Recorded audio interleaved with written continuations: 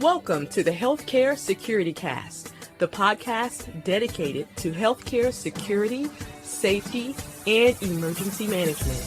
If you are involved with a healthcare security program or desire to be, this podcast is for you. Join the conversation as we discuss the issues that matter to healthcare security professionals while leveraging the expertise of healthcare security thought leaders and experts in personal development. And now, here's your host, Brian Hamilton.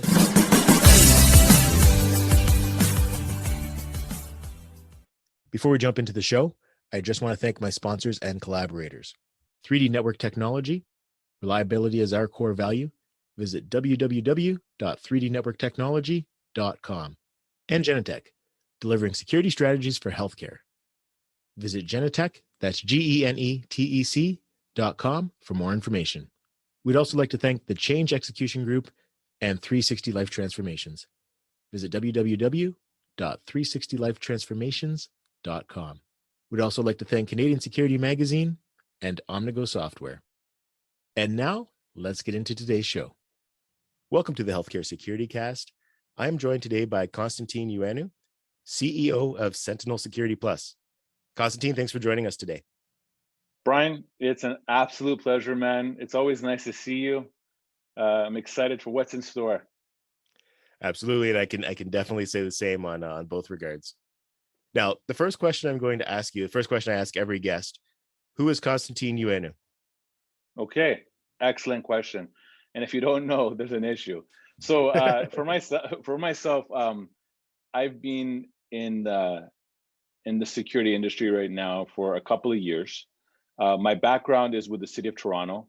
Like many people that aspire to get into policing, I did everything in my career to help me get there. However, at the very young age of 19, I found myself getting an opportunity with the city of Toronto, and I worked in the homeless shelters, a shelter called Sentinel, and it's one of Canada's largest homeless shelter. And my specific area was dealing with chronic alcoholics and people with mental health issues. And I did that for 17 years, and I enjoyed it. I enjoy helping people. And for myself, it was a good job to kind of get into with the city to help me kind of maybe get into policing, but that never worked out because I just stayed and got comfortable. And then shortly in 2009, the city of Toronto went on strike, our union specifically, and it was the longest strike, I believe, in that CUPE's history. It went for 42 days. Now, we didn't know it was 42 days, but in that time frame is when I basically said I have to get a job.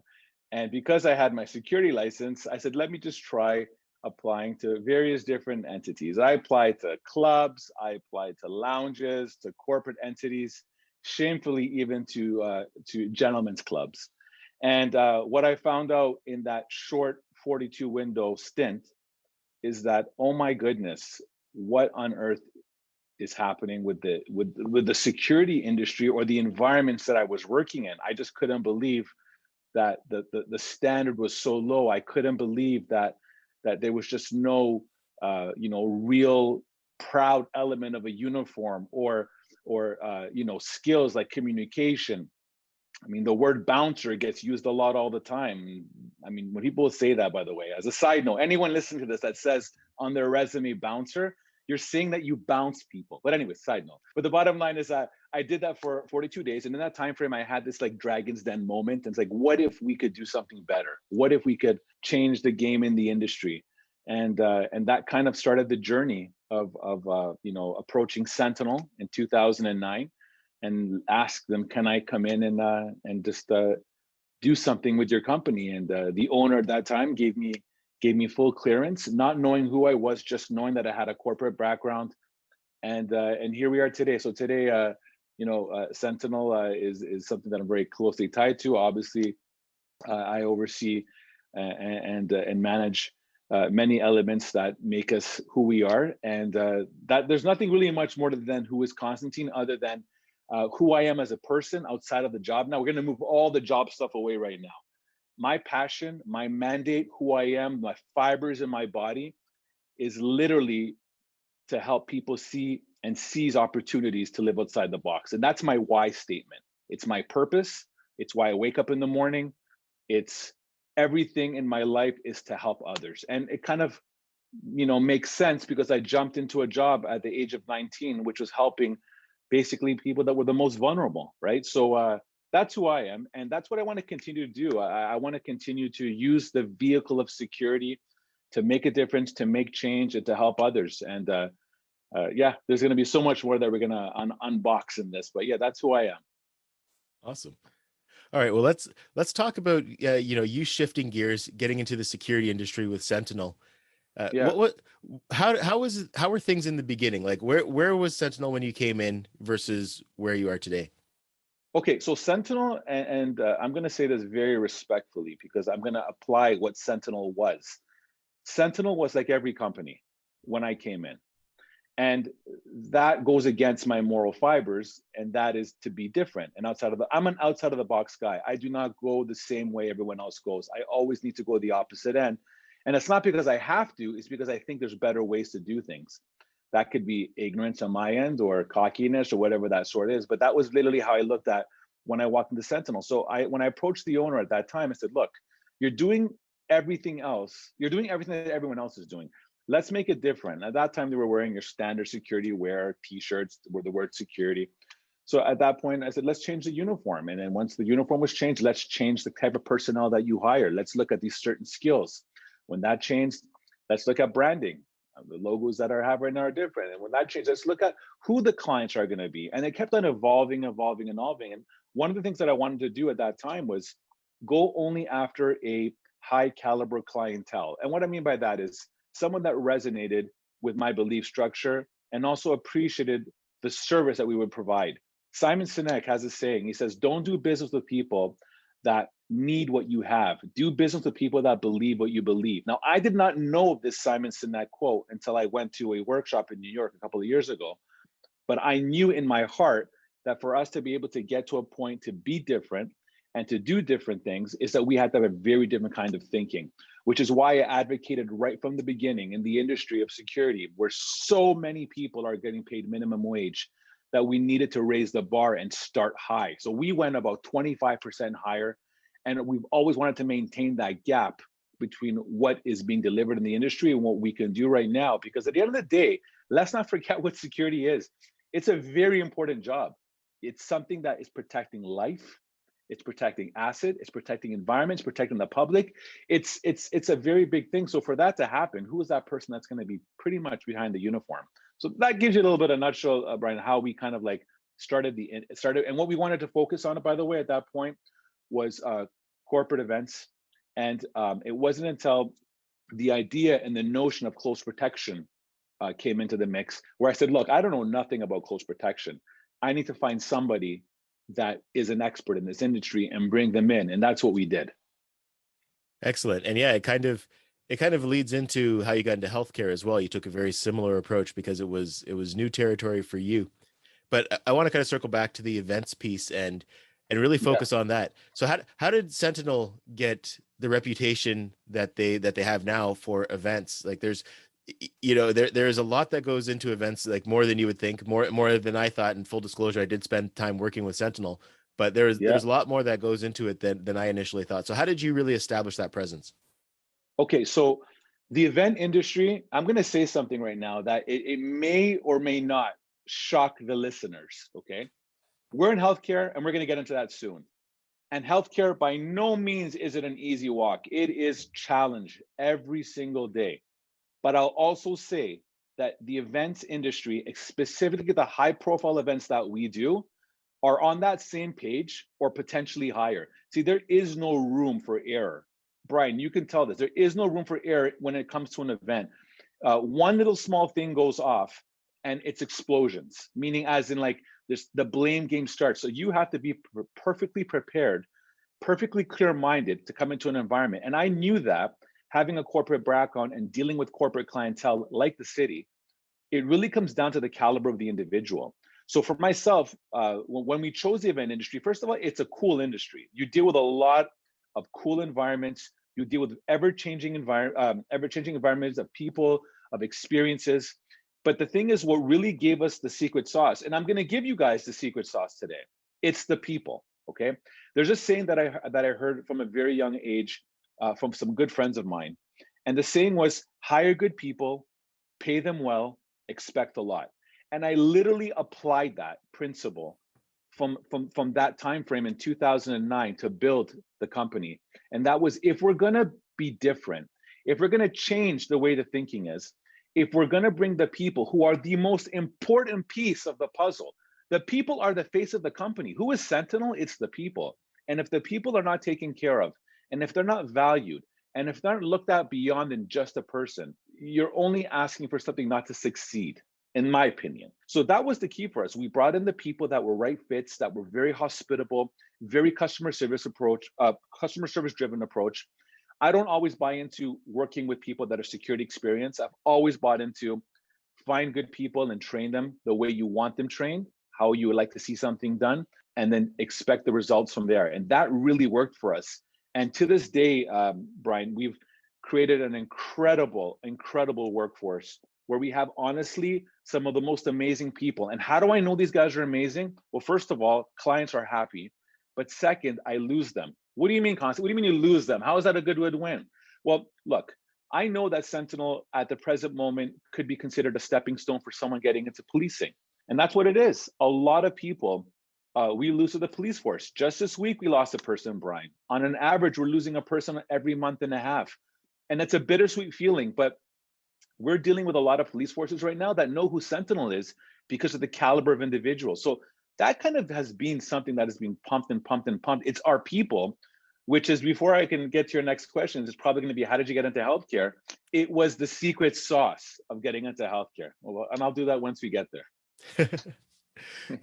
That's great stuff. And, I kind of actually wanted to focus a little bit more on where we're going. And yeah, we'll definitely get to the healthcare piece, because obviously this is the healthcare security cast, and that's what we kind of do. But Sure. was there, in terms of actually getting the Sentinel name out there, was there was there any specific occurrence that really helped get that name out, to get that brand out? You know what it was? Look, I'm not a salesperson whatsoever. I'm just very passionate. And what I'm sharing with you right now is what I shared with our people. So today, for anybody that's in the sales game, let's pick up some pointers here. Don't sell, be natural. And for myself, Brian, when I was talking with our clientele, it was always selling them this vision, okay? When I go into a meeting with a client, okay, I like starting off the meeting by maybe a quote. And a quote that I love is by a gentleman named P.T. Barnum, who is in the, I believe, 16th or 17th century, or maybe 18th, who knows? But he says something. He says, nobody made a difference by being like everyone else. And I've used that saying for everything in our operations, in my life. For us to be able to come in and slowly build, it was kind of selling them the vision of what it is. But it wasn't just a talk game. You have to very quickly deliver. So when they started seeing a caliber of individual that came in now, that presented well, that communicated well, that didn't have the bouncer style mentality that was so notorious in the 90s and the 2000s, that started to shift the game. And then from there, we started to very, very slowly build this super, ooper duper small reputation of, there's this company out there that's just doing things a little bit different. And that's how we kind of built on that. And today we've completely grown into a workforce that represents some very prestigious clientele, and we're very proud of the accomplishments. Absolutely. Now, okay, so now we'll jump into healthcare. So, we've kind of talked about the events piece, touched on how you really got into the executive protection, close protection side of things. What was the trigger to get into healthcare? Because it's totally different from what you've been doing up until now. Okay, so look, this is I'm going to be very real. I always put, like they say, don't put your heart on your sleeve all the time. My heart lives on my sleeve. Okay, so I'm going to get really transparent with you guys. When COVID kicked in, and we found out early February of 2020 that we were going to lose literally all our client base because hospitality and event industry got nailed the hardest. When we found that was going to happen, we started thinking, what are we going to do? And I remember the talk of healthcare or a tactical thing came up in previous years. And I always said, never. We're not going to do that.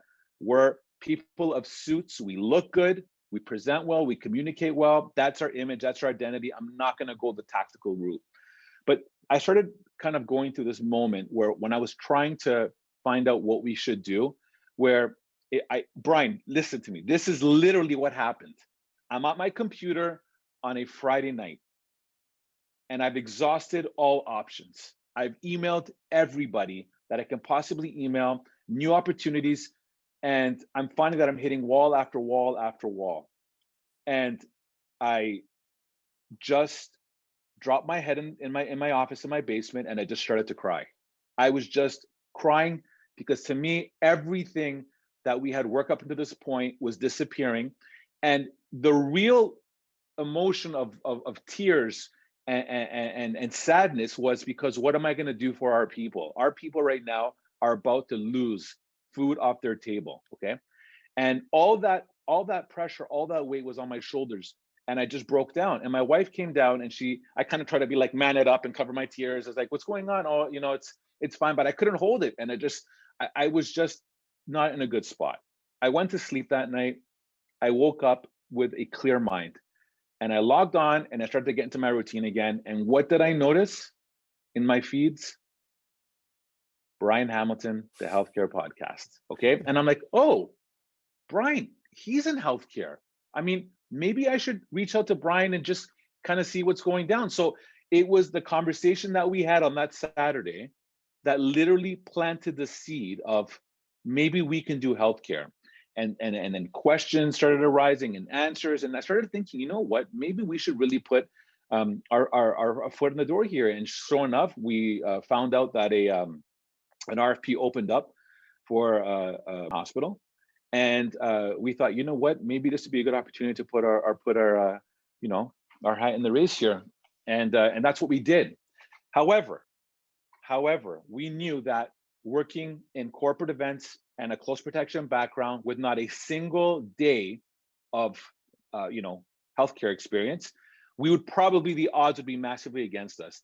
So for me, everything we do, Brian, is by design. And as soon as I saw that, I love challenges. I actually thrive in challenges, which is kind of crazy because it's usually the small things in life that can kind of knock people off. For me, the big things don't even shift me. It actually gets me more focused. It's the small things that sometimes can kind of penetrate me a little bit, which is weird. But anyway, side note, I basically thought to myself, if we're going to do this, we got to give it our all. So we put in probably, I would say, close to $500,000 in resources, and we brought in trainers.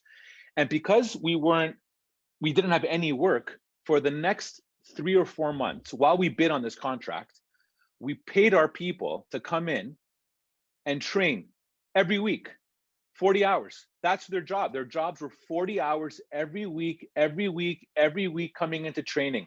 And the training wasn't something that we just put on. We went out to one of the best trainers that I see in the industry right now, Steve Summerville, with the Stay Safe programs.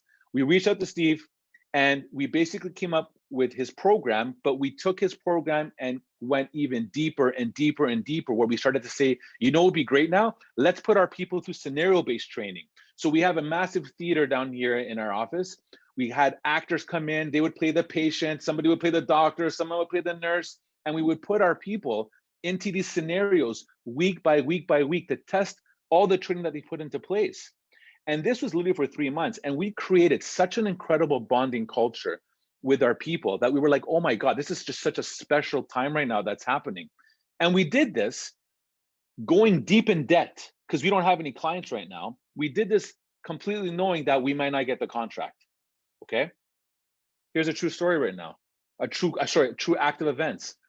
It's probably around September, end of September right now. We've have our people, they are trained, they're ready to go. They are waiting on the hope of Sentinel, what's gonna happen. And I'm having a conversation with our accountant. He's saying, Constantine, it's not looking good for you guys right now. There's no work. You guys are putting money out. You're probably gonna need to fold in a couple of weeks, okay? And then just like the scene of Rudy in the movie, when he does that play, that touchdown play, we got the call that we were awarded the contract. And that was literally basically 2 weeks before we were looking at an exit strategy.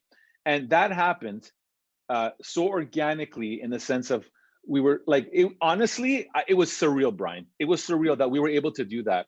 Our people On the first day, I'm jumping now into healthcare, on the first day of them jumping into the hospital, we were getting all this feedback. As soon as they walked in, one staff member says, a woman's water broke, bam, right in the emerge, she's ready to have a baby. He was like very calm, with poise. He guided, because all the training helped him get there, right? And I got to give big shout outs to guys like Rocky Prosser, who came down and was a staple in a lot of the training from Kingston Hospital. He came down, he spent time with our people. And again, Steve's pushing in, and we brought different elements of speakers to come in and just change the mindset. We did all this to help us get there. And the amazing thing is right now we're in it. And Brian, we are doing very, very well in there in that mix. We actually got a stat the other day that said that since we've been part of this, 50% of code whites calls based on previews have been reduced since us just having come into the mix. And that's amazing to hear that, because it shows you that our people are doing that. And we coined a phrase through this whole entire pandemic, and that was leading by empathy. And we called it the empathy protectors. And we created these special pins for our people that went through all this 500 plus hours of training, so they can basically show that they represent and we lead by empathy. And we had doctors like Dr. Brian Goldman on the show, that we've had our podcast, because at the end of the day, we've absorbed and jumped into healthcare, and we are enjoying it, and our people are loving it. And the fact that they are getting notes on a weekly basis from people that they're touching their lives and how they're dealing with the situation is so rewarding that it just makes me very proud of the organization, where we've come from. And it's honestly been an incredible experience for the company. No, absolutely. And and the results speak for themselves. Lowering those violent person code calls, 50% is huge, especially with a team coming in that didn't previously have healthcare experience. Right. No, absolutely. Now, one of the things that you touched on earlier was, that whole philosophy, which included not only hiring good people, but paying them well. And yes. In the security industry, this is one piece that's a challenge, because it's a very competitive marketplace. And with paying somebody well, in order to be a functional business, you also have to have, pretty decent bill rates.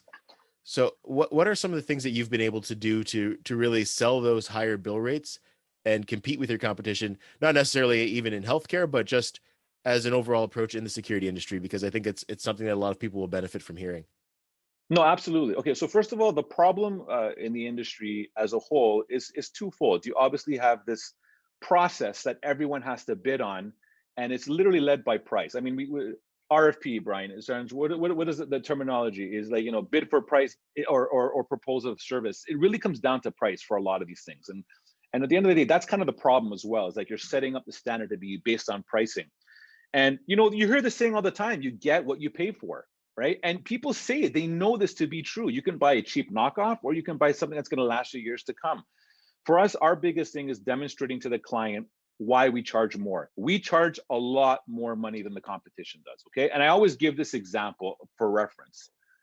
We provide a Lamborghini style service where many other people provide maybe a Honda style service. Now I own a Honda, so I'm not knocking Hondas, okay? But what I'm saying is that if you want a performance, high level driven, vehicle, you're going to lean towards something and pay a lot more for it. And for us, if I use that same analogy to what we provide as a service, I know the worth of our people. It's extremely strong. We get thousands of people that apply to us on a regular basis. And a lot of them are coming in thinking that, because of my 20 years of experience, because of the 50,000 training syllabus educational format that I have, it makes me this. What we're looking for is like two quick things, and that is empathy, humility, and work ethic, okay, all tied together. And I say that because the people that demonstrate that are basically every day showing why we are pricing the way we're pricing, because we're coming in and we're showing the value instantly. And what's happened in the industry right now, Brian, is that you have all these companies that are underbidding each other, and they win the contracts underbidding, but who suffers? The employee suffers. The employee is making minimum wage. The amount of people that we interview that we found out work in healthcare that make $16 an hour is mind-blowing to me, because that is something that is extremely high level. Like, you need a very strong skill set. You need to be able to have a strong element. But at the end of the day, when we see that, we're like, wow, it kind of surprises me all the time. But there's this like little society of lowballing that's happened so much now, that it's almost put the company in a position to fail, right? Look what's happened with COVID right now. I'm not sure, I'm pretty sure this is happening with every industry, but it's like there's a staffing pandemic. I mean, we have COVID, the pandemic, but there's a staffing pandemic. People are having a very hard time finding staff right now, because guess what happened in the last year and a half? Everybody had this wake up moment. What am I doing with my life? Or can I do better? Or can I find better opportunities? And now these same people now that used to make $16 or $17 an hour working in a security high pressure environment now are saying, I'm not doing that anymore. And guess what's happening to those companies right now? They're having a very, very hard time finding staff, and they've put their rates so low that now even if they find someone and pay higher, they're putting themselves in a loss position.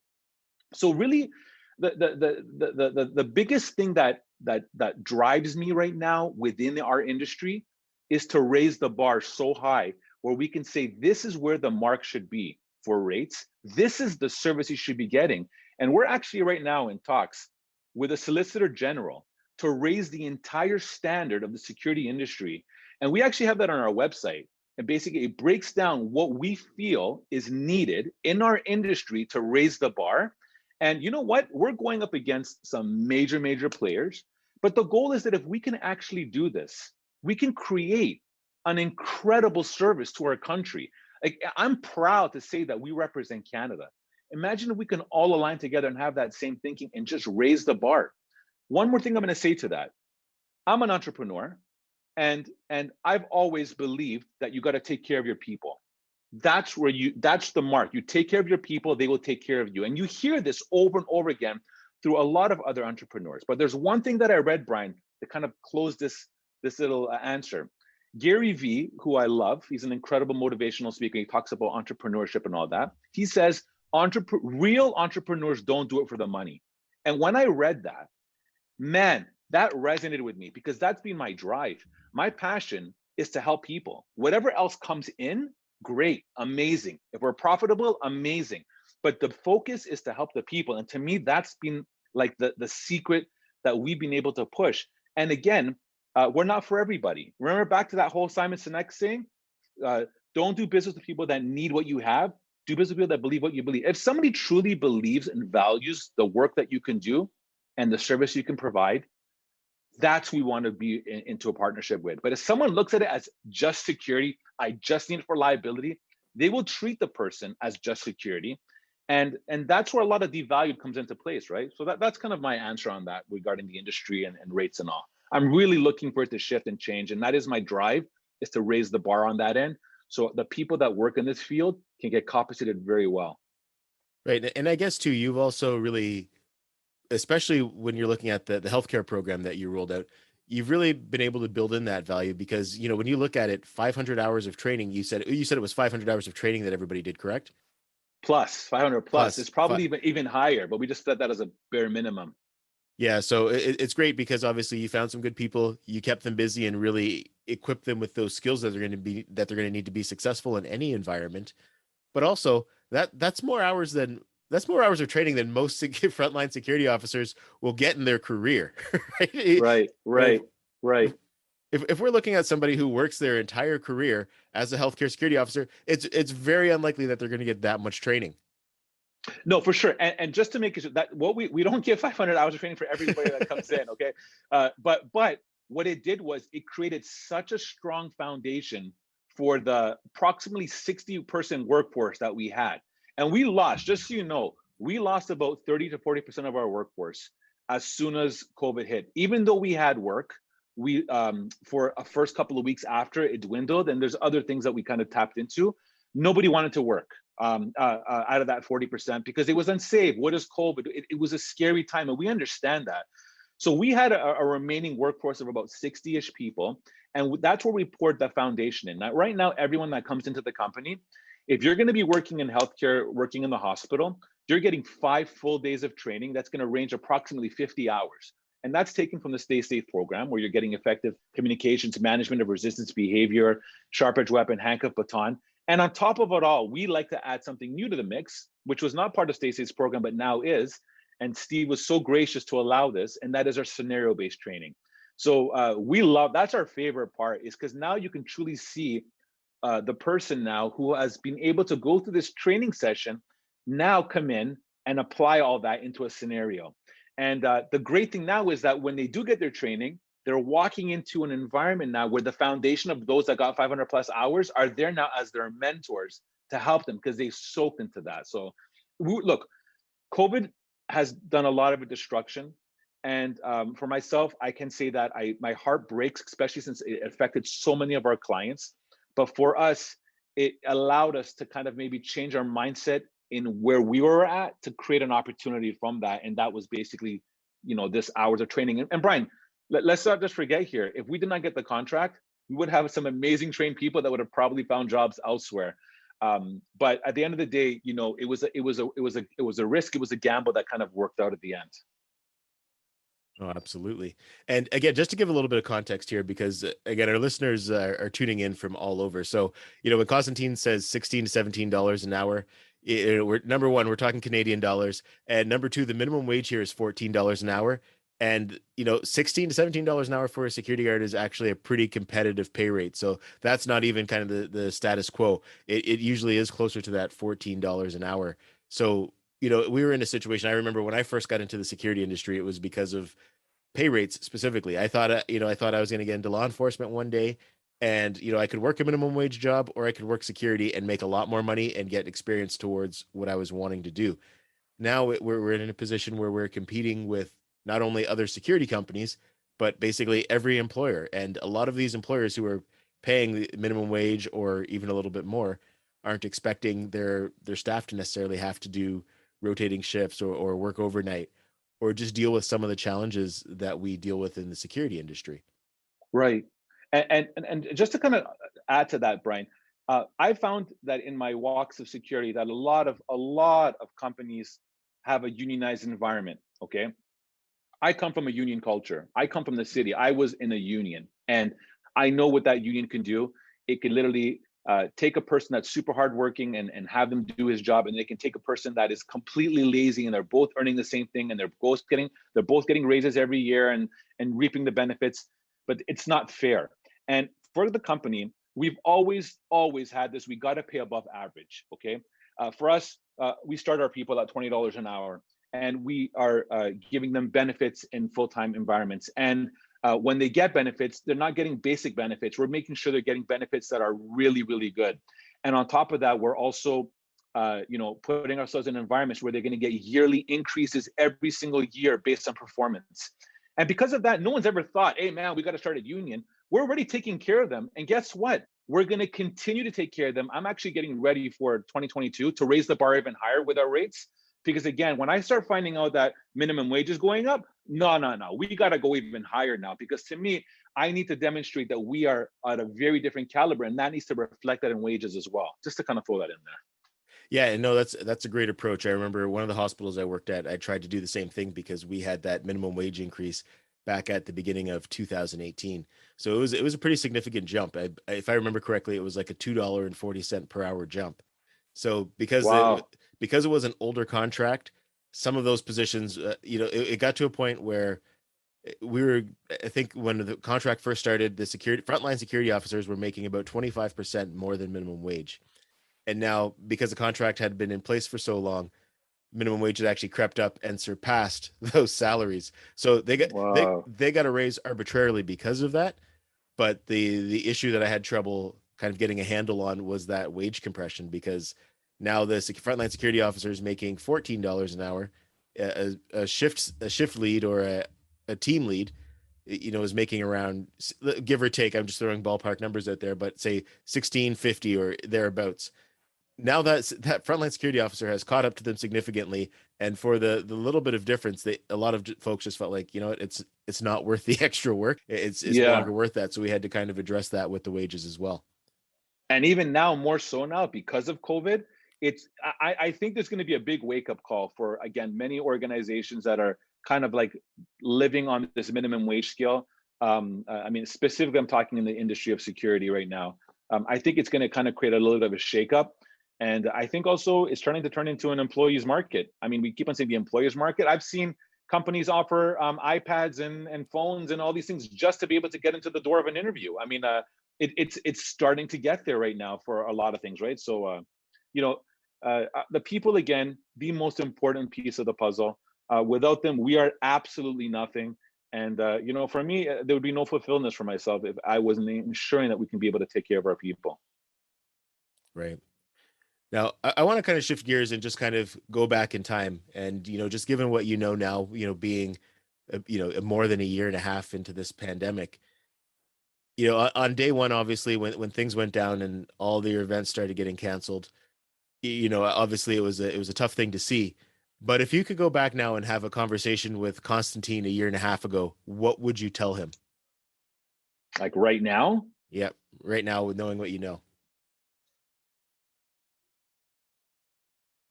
I would say, because you're so deeply rooted in your belief structure on putting others first, because you're so deeply rooted about making a difference and making a change, because you are so deeply rooted in revolutionizing the security industry, get ready, because things are about to go nice for you. That's what I would say to them, literally. And Brian, it's not like I say that to you because it's not like I just found who I was last year. I knew who I was as an individual. Mm-hmm. And for myself, I just basically just shifted that to a different division, to a different sector, and that was health. The people, again, if you look back to the people, Brian, all we did was take the same people that were involved in an incredible representation of events, and we just poured a different skill into them. Do you remember that scene, for those that have watched The Matrix, where Keanu Reeves is sitting down and they're programming all these skills? He knows jujitsu, he knows taekwondo, he knows karate, he knows all this. And then he just turns into this ultimate warrior. We literally took that skill of healthcare, and we didn't do it, meaning as in Sentinel didn't do it. We found the professionals that could, and we poured it into those people. Now, the one key thing here, guys, is this. The people have to be willing. I tell this to people all the time. If you come in and you have an open mind and you want to learn, that's where humility comes into place. If you're saying I can absorb and learn, you will be your best defense in life. But if you come in and you're like, I know this all, it's just healthcare, I just got to jump in and I'll have my baton with me and maybe put my hands on my vest and walk around like I'm this tough guy, you're going to create an instant defeat mechanism, right? So, Right. For us, one of the biggest things, Ryan, I would say is that if I'm talking from future Constantine, it's like there's not much that shifted there, because to me, I was still the same person. It's just that if anything, it would just let him know, get ready, because you're about to enjoy this ride. And when I say enjoy this ride, do we have challenges? Absolutely, we have challenges. It's not no easy walk in the park. We're in healthcare. It's one of the most difficult sectors to get into. But because we put so much work and preparation into it, it became easy for us. And we conditioned our minds to prepare better for circumstances and situations. And again, because we start with empathy, we are empathy, but we lead with empathy. Just to know that somebody walking into the hospital and you can relate on their level of something they're going through is enough to make a big, massive difference in someone's life. And that's been my mandate, Brian. Whether it be events, healthcare, close protection, is did we create an experience for a person today? And if the answer is no, then we need to reevaluate and find out why. Because that should be the core criteria of what we do on a daily basis, is to make a difference. Mm-hmm. Awesome. So I guess the next question I have for you is, what's next for Sentinel? Okay. I mean, there's probably about a little bag, I call my office, that has all this stuff that we've already worked on and we're ready to release. One of the newest things that we released yesterday, or a couple of days from now when you listen to this podcast, we launched Sentinel Air. And Sentinel Air is basically going to be our travel escort industry, where we provide our close protection agents. We work with a company called NovaJet. We've created a partnership with them, and their clients are traveling all across Canada, abroad, Caribbean, US. And a lot of these times, this clientele needs protection for whatever business they're dealing with. And we will now be able to provide our agents to that. And the close protection industry in Canada is not as booming as it is in the US.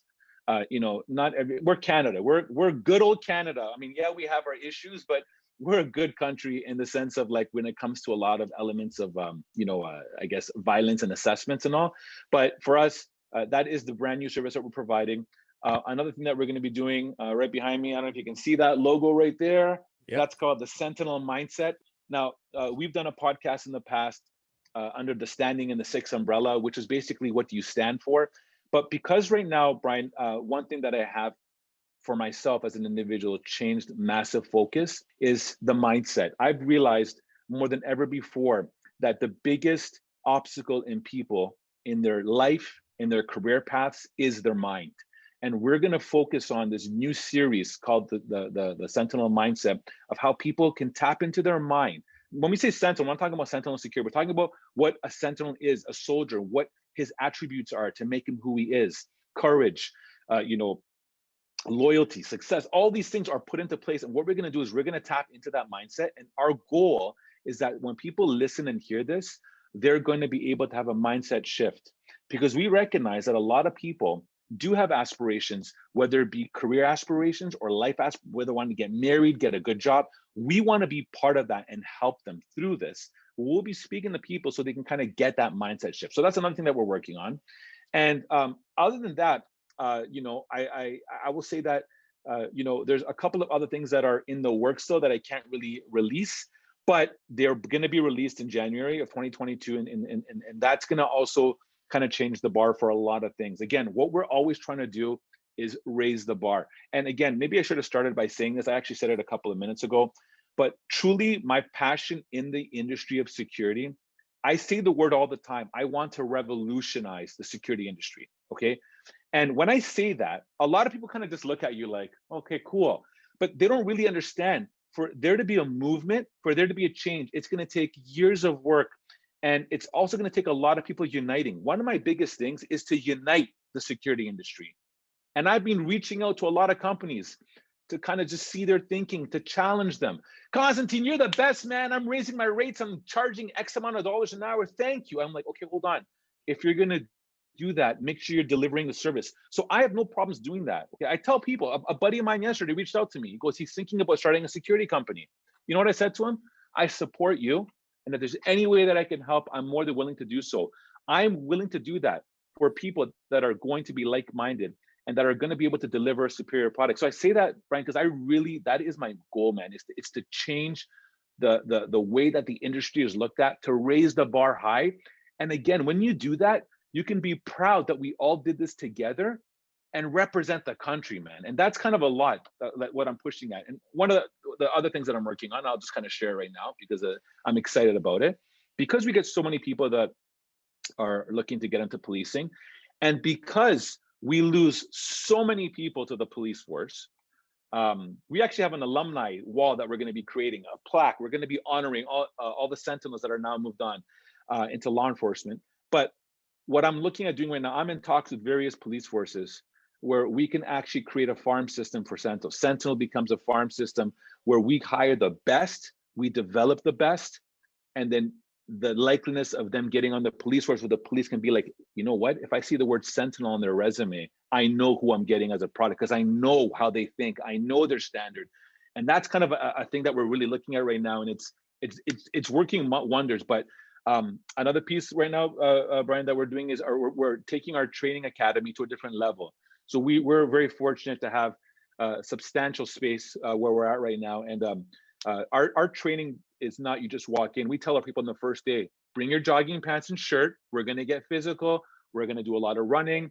We're going to do a lot of physical, because at the end of the day, if you truly wanted to get onto the police force or into any area in the law enforcement mode, you need to start now, right? And that's kind of like the development program that we're building, which is basically the Sentinel Training Academy. So a lot of these things are going to be coming out, but there's just endless amounts. But for us, it's always testing and how can we be better and better and better, right?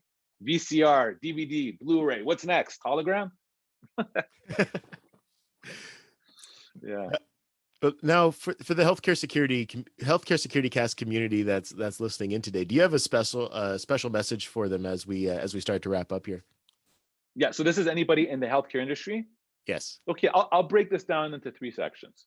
I'll break it down, first of all, to the leadership, the executive level, the very, very, very top. Your people are everything. And at the end of the day, you can control whether your people are going to have a turnover rate or stay within your organization. And I say this to our people, all our team, our management team, our leadership team, it's funny. I'll just say this. When somebody comes in for an interview and they hear us talk, and they look at our orientation or our information videos, they'll say they see a recurring trend. They see it on the website, they see it in the videos that they look at, then they see it in our orientation, our training, then they see it with the leadership, then they see it with the front line. It all flows together. If the top is not in tune with how something should be presented, the standard, it's all going to be washed away in the middle and completely lost in the bottom.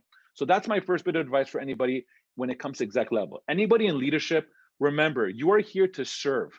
Your role as a supervisor, as a manager, as a leader is to serve your people, and you serve them by example. If you cannot do that, you are not doing your job properly. You are not making a difference. I tell it to our people all the time. I should be a supervisor. Why should you be a supervisor? Because I've been here for X amount of time and I know the job. But when we start pressing further into how you work with people, that's where it all gets lost. So to the leadership, to the management, serve your people. You are there for them, to develop them, to build them.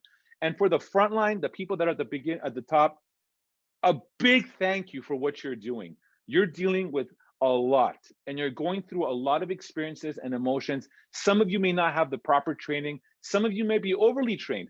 Some of you are just finding yourselves. But at the end of the day, if you just focus on leading with empathy and knowing that you're there to help others and make a difference, you will absolutely not only kill the job that you're doing right now, and when I say kill, I mean do amazing at it, but you will also pave your path in your next career move for excellence. And that's what I would say for all three. Awesome. Now, I know we've hit on a lot of different topics, but is there anything that I didn't ask you yet that we probably should discuss before we wrap up? I mean, Brian, I think to me, what I love about your platform is that, first of all, to say that I would be part of the healthcare podcast, I don't think I would ever say like, wow, like me doing that. But I have to say, if there's anything I could say, is I want to commend you. I've known you for a long time, Brian. I've known your moves from the time that you came onto Sentinel, and who you are as an individual and who you have become and have evolved into in your career journey.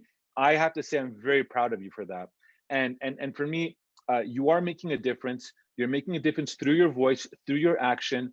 And I'm so fortunate to be associated with someone like yourself. And I'm very proud of that. So that's kind of the last thing I would say around that. Other than that, again, just to encourage everybody just to keep going all. And remember, your mind is your biggest weapon. Use it for your advantage. Use it to help. Use it to help others. Use it to help yourself. And to me, let's just all bask in positivity. And that's the way I look at things right now. Is it like almost 9 o'clock? I can't even believe that. I mean, I just thought we're just getting started. Yeah, no, the time always goes fast, man, when we get going. But no, I definitely appreciate you coming on. Now, where can people find out more about Sentinel Security? Where can we connect with you? If you just want to plug all of that, the Standing in the Six podcast, just give you a moment to do all of that. Yeah, for sure. Okay, so sentinelsecurityplus.com. We just got our website redeveloped. It's a very, very interactive website. When you look at it, you'll know exactly what I'm talking about. You can't look at our website and not know who we are, how we appear, how we communicate. We're all over social media platforms like Facebook, Instagram. We highlight our training all the time. We highlight what we do. We do a lot of live video calls. We do have a podcast called Standing in the Six. It's not to do with Sentinel, so it's completely separate. It was a side project. But if you want to get an idea of some of the thinking and some of the guests that we had on the show, you can always take a look at that. We have paused that since pretty much mid-COVID because of just COVID. But now the new series will be called the Sentinel Mindset. First episode's probably going to drop in the next week or so. Outside of that, our website is the best place to kind of find out who we are as an organization, and that's sentinelsecurityplus.com. All right, and if we want to connect with you directly, what's the best ways? So I'm very reachable. You can reach with me on any of the social media platforms. You can email me, Constantine at sentinelsecurityplus.com. I love connecting with people. I love being accessible with our people. Again, that's the best way to get a hold of me. I'm not going to throw my number out because I might just start getting pizza deliveries or something sent to me. Oh, awesome. Yeah. Well, thank you so much for the time, Constantine. I appreciate it. And again, it's always refreshing to get, your insights on the security industry and where we should be striving to be. Yeah, man. Thank you. And it's an absolute pleasure, Brian, and what you're doing, and looking forward to part 2 when it comes, maybe in 2022. The Healthcare Security Cast is available on Spotify, Apple Music, Amazon Music and Audible, and many other platforms as well. Check out our link tree on your computer or mobile device. And this can be found at linktree/Brian Hamilton. That's linktr.ee/Brian, BRINE, Hamilton. Again, that's linktr.ee/Brian Hamilton. Or if it's easier, send me a text at 647-372-2042. That's 647-372-2042. And I'll be happy to answer any questions you may have or share any links you may be looking for. Thanks again for listening. Until next time, take care and stay safe.